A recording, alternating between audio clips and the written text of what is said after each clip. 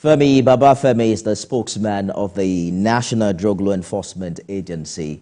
He joins us live on the program this morning as we explore the operation of the agency in the outgoing year. Quickly, let's touch on that Edo incident. I understand that's not the first time such attack will be taking place in that same area. I think a similar one was reported earlier in the year. What's the current situation now, and what's being done to reinforce your men to avoid a repeat? Yeah, the hazards, that's part of the hazards of the job. And that's why I explained to you that indeed our men go through training every time. And as I speak with you, there are plans, efforts are ongoing to move a number of them to some other training camps again, just to make them as rugged, as professional as possible, as much as possible, and all of these are going on. But then, you see, because you are going into these places, these difficult, deadly terrains, to deny people of what they have been used to over the years, and so there is that tendency for them to want to resist, and that's why you see in the case of the Edo, the forest in Edo, in January this year, we had a similar confrontation where indeed we succeeded in destroying over 317,000 kilograms of illicit substances right in the warehouses in the forest there. And when our men were coming out, they were ambushed, and indeed, but then we succeeded in repelling that. Again, as you stated earlier, which we also disclosed in our statement some weeks ago. Indeed, we embarked on the same exercise following credible intelligence that some activities were ongoing in those forests. Again, we succeeded in taking down a number of those warehouses and destroying some of those cannabis plantations. Right. Again, our men were ambushed, but then we had an encounter with them that lasted more than 2 hours. Were it not for the professionalism of our people, it would have been a different thing, but we tried as much as possible, even though we took the heat, but then we tried to prevent innocent lives being lost in that encounter. You mentioned that one of the officers was shot in the head. What's the update on his health now?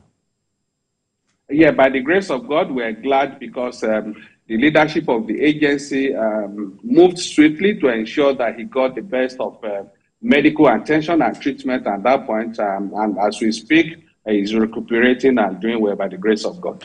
This attack, I believe, was at a cannabis warehouse. You're after those planting and those selling. But are you also after those who smoke cannabis?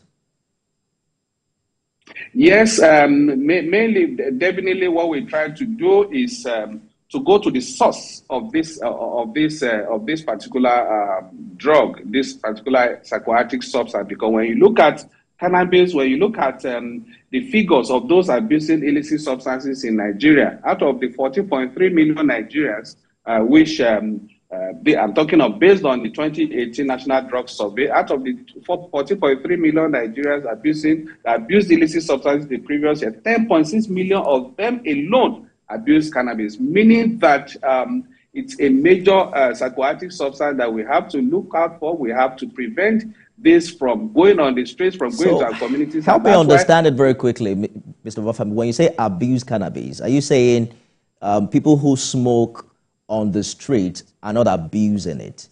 Is there a quantity? That's what I'm saying. If they smoke cannabis, definitely they're abusing it because it's an illicit substance. It's not something. That's why I said we have 10.6 million as of 2018 or even 2017, meaning that the figure could have changed, and that's even between those within ages of 15 to 64. We know these days that even those under 15 abuse substances, those above 64 abuse substances. Hold that thought for a minute, Mr. Babafemi. Okay. You are going to continue in a minute. Let's take this call from Abdul. Abdul has called in from Abuja. Good morning, Abdul.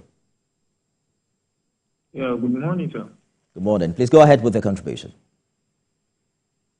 Yeah, my contribution is the officers are doing well. They are trying all their best.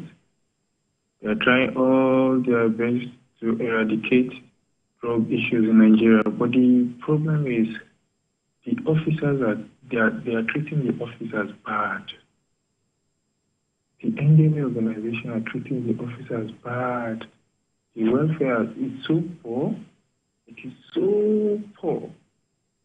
It's very, very poor. How did you get this information? Are you an NDLEA officer yourself? No. So how do you know that they are treated poorly?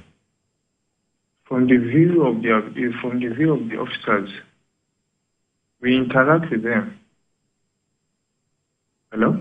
I'm with you, Abdul. Hello? I can hear you clearly. Please go ahead. I think we lost that call, but Mr. Babafemi, someone thinks that the welfare of your officers are very poor. Do you agree?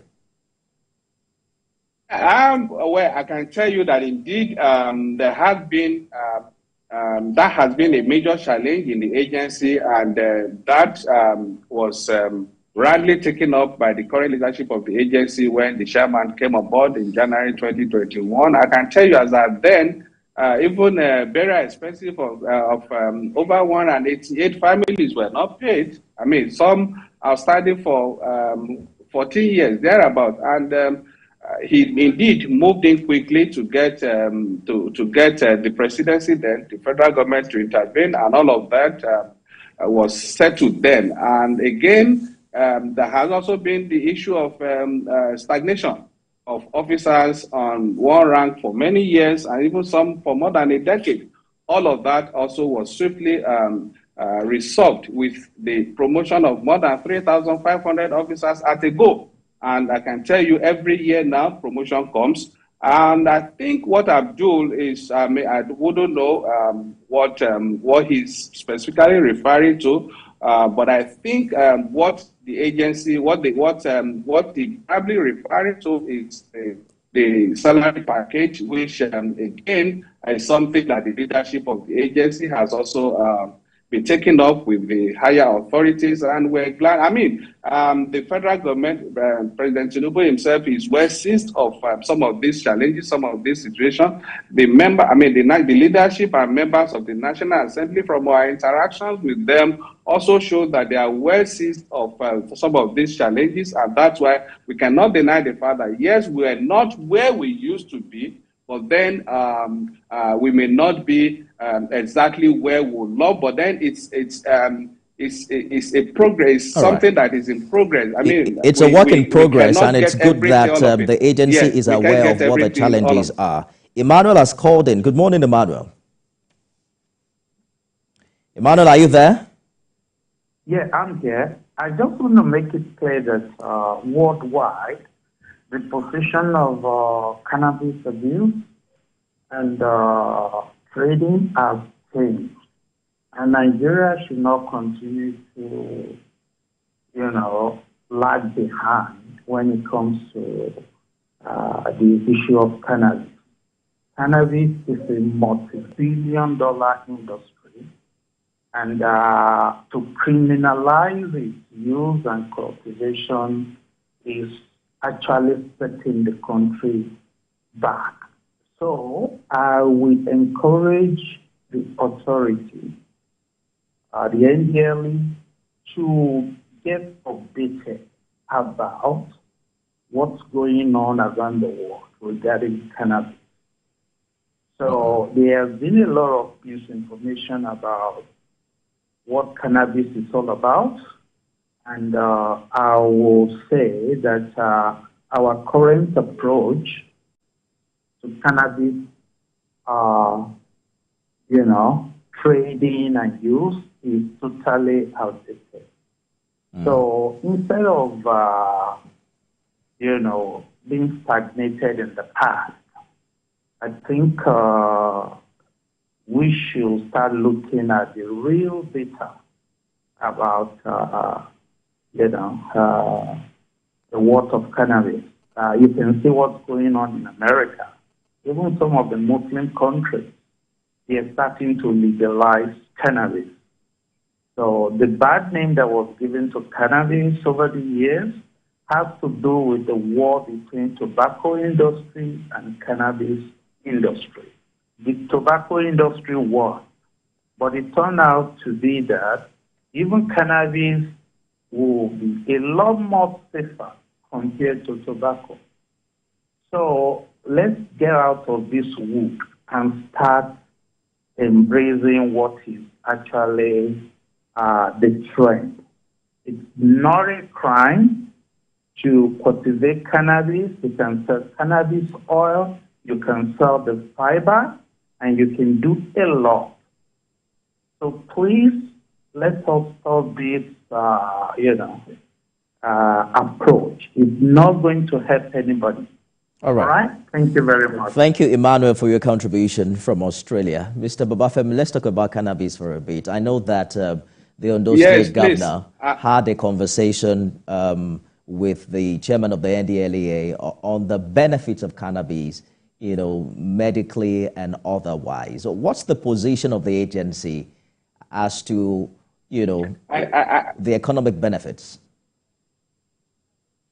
I think I'd like to, this is very interesting, but then I think I appreciate the contribution from Emmanuel, but I think, again, some of the things he said are actually misleading. One, all over the world, it's not as if every country in the world has adopted or has legalized cannabis. We have to be very clear about that. Even in the United States, it's not the entire country. It's some states in the U.S.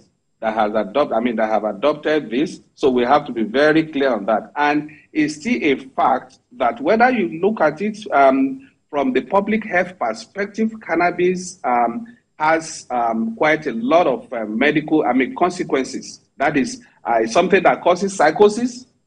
That's why you find our young people on the streets falling into the gutters. That's why you find our young people on the streets losing control of their minds. And like I said before, don't forget that I said out of 14.3 million Nigerians abusing illicit substances, 10.6 million of them abuse cannabis, meaning that it's the most commonly abused psychoactive substance in Nigeria. That is one. Let's hold that. Then two, now, when you talk of the security challenges, that the nation is dealing with today, we have established, and even the visuals you played earlier, the comments by the Chief of Defense Staff, he indeed said it here at the national headquarters of the agency that indeed there is a nexus. He agreed with the Chairman, Chief Executive of the NDLEA, between security challenges and substance abuse, because the people who are creating these security problems are people that ordinarily cannot even handle, according to the CDS himself, ordinarily handle a knife. But when they have lost their minds under the control of these illicit substances, then they go ahead and have this fake confidence. They will want to carry a GPMG or carry machine gun and all of those things. So it's something that is contributing seriously to law and order security of our country. Wherever Emmanuel is calling from, they cannot compare the challenges there to what we have here. We are talking about our own peculiar situation. We cannot, again, when he's talking of the economic benefits of cannabis, come to think of it. Now, when you're trying to make, say, for instance, $10 million from cannabis, and you have had to spend $20 billion to build rehab centers, to build, to create medical facilities that will take care of a lot of people that are suffering from a lot of medical issues as a result of the abuse of this particular substance. So, where is the wisdom there? Where is the logic there that you have to make just $10 million from a particular trade from cannabis sales export, and you have had to spend at home more than $20 billion to build rehab centers to I get you, Mr. Babafemi, but let me jump in quickly. Even as we speak, in a situation where cannabis is not legalized, it's hard to tell if that is the real situation. If you walk on the street and see how people use this substance at liberty without necessarily being challenged. I know we've talked a lot about collaboration between the agency. You got it. Just a minute. Between the agency and the EFCC and other security agencies. But have you also considered, partnering with the end users? For instance, the entertainers and those who are considered the superstars who use these things on the music videos on their social media platforms, that they have perhaps more following, than the NDLEA itself. But what's being done in that regard? Because you might have to convince people first of your position on cannabis, beyond just going after the plantation and the selling of it. Absolutely. I'll tell you, I'll come back to where I started from by telling you our approach in the agency, that is drug demand reduction. We create a fair balance between our drug demand reduction, where we push advocacy to discourage those who are abusing these substances, to do away with that, to stop that. And on the other hand, the supply reduction, where we go after those distributing or selling or processing all of this is so as to cut access and availability of these things. Now to your question, I can tell you that indeed in under the platform, under our wider advocacy platform, the chairman of the agency itself is very deeply involved in this. He's leading the campaign. We've had to meet quite a lot of these people, whether you talk of the Actors Guild of Nigeria. He's had to meet the leadership of the Actors Guild of Nigeria. And as I'm speaking with you, we are also into having a conversation with the Performing Musicians Association of Nigeria. That's PIMA. We are creating platforms on all fronts, creating conversations on all fronts with all of these people. And you can also see some months ago, our engagement with one of the musicians in the country that became controversial. So these are all of the things we're doing to discourage. Perhaps we should talk about that for a minute. Just hold that thought. Let's take one more call. I didn't get the name. Please go ahead. Oh, I think we lost that call. So you probably were talking about your engagement with Naira Marley. Is that accurate? I'm not trying to limit it to... Was Naira Marley an ambassador? Was he really made an ambassador of the NDLEA? Absolutely, there is nothing like that. There was nothing like that. Absolutely, there was nothing like that. You see, sometimes some reactions from the public confuse. We try to confuse ourselves, because here on the one hand, we're asking the agency to engage with these people to discourage them from doing what they do to mislead our young people. And when the agency tries to do the same thing, you now say, oh, why are you associating with these people? They abuse illicit substances. So we have to exactly know what we want. And we can tell you that indeed the best approach is to actually engage with these people. Engaging with them, meaning that having conversations with them, discouraging them. But as far as appointing somebody as ambassador or no ambassador, there was absolutely nothing like that. So that was the NDLEA trying to change Naira Marley's mind on the use of cannabis, right?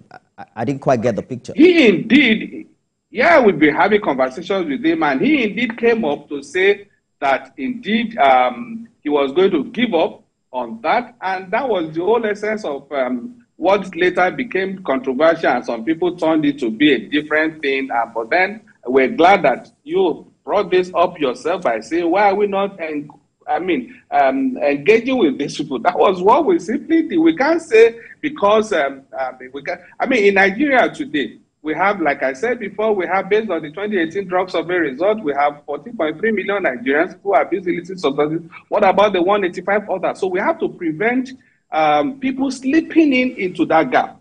So we have a responsibility to raise advocacy, to discourage those who are, you talk of somebody that has a lot of influence on the young people, and he's saying, okay, I've been telling these people to abuse this thing before, now I don't want to do that no more, and you're saying we should overlook that? No, let him go and preach the gospel. Let him go and tell them exactly what he wants to tell us. So let him go out there and say it.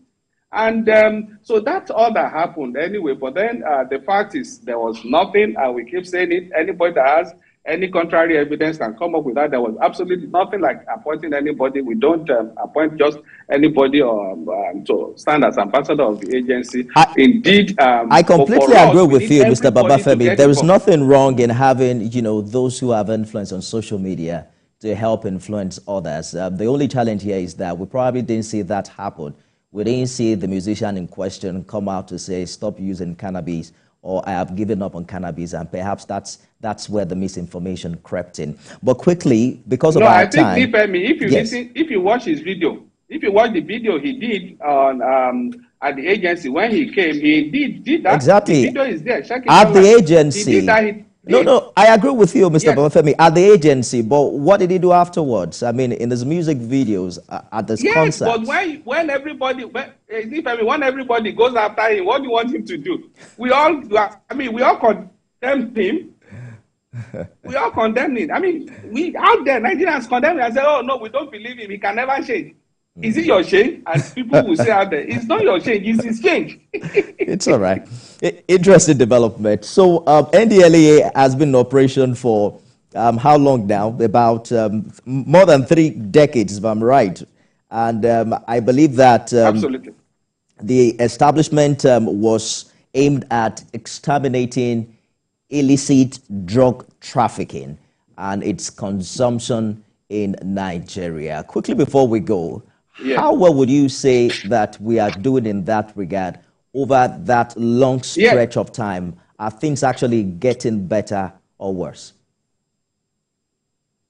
Yeah, absolutely. And like I said again, where we were before, that's not where we are today. I can tell you that in the last couple of months, we've had more than 42,000 arrests of offenders, and with more than 7,500 tons of assorted illicit drugs mopped up from all across everywhere, and more than 8,000 offenders convicted. And as I speak with you, we have more than 12,000 cases ongoing in the law court. So, but then this is not all about it. The key thing is for us, because this is a long race, and we all have to be very determined. We all have to get involved in this. This is not just about General Mao. It's not about President Tinubu. It's not about the NDLEA. It's not about the federal government or the state government.